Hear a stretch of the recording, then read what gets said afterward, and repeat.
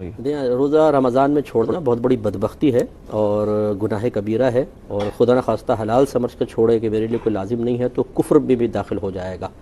دوسری بات یہ انہوں نے کہا کہ میرے لیے بہت مشکل ہے روزہ رکھنا، بھوک اور پیاس کی تکلیف کو بہت زیادہ بڑا سمجھ کے روزہ چھوڑ دینا۔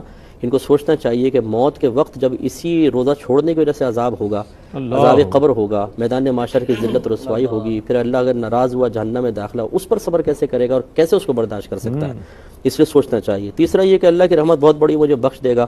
اگر وہ واقعی اللہ کی رحمت پر کامل یقین رکھتا ہے تو اپنے آپ کو آزما کر دیکھیں، کمرہ بند کر کے اندر بیٹھ جائے، کچھ بھی کھائے پیے، کچھ بھی نہیں، دیکھیں اللہ کی رحمت بہت بڑی، اپنے بندے کو بھوکا کوئی مارے گا، چھت پھٹے گی، آسمان سے تھال آئے گا، جبریل امین لے کر آئیں گے کہ بھائی کھانا کھاؤ۔ تو اللہ کی رحمت کا اتنی کامل یقین ہے، ذرا بیٹھ کے تو دیکھیں۔ وہاں کامل یقین نہیں ہوگا، وہاں کمانا بھی پڑے گا، فراڈ بھی کرنا پڑے گا، جھوٹ بھی بولنا پڑے گا، سب کرنا پڑتا ہے بھائی، تب پیٹ میں جاتی ہے غذا۔ تو یہاں پر چاہے روزہ رکھو نہ رکھو، اللہ آپ سے راضی ہو جائے گا۔ یہ آپ نے خیال کیسے اپنے ذہن میں پیدا کیا؟ اس لیے غلط خیال ہے اور شیطانی نفسانی خیال ہے۔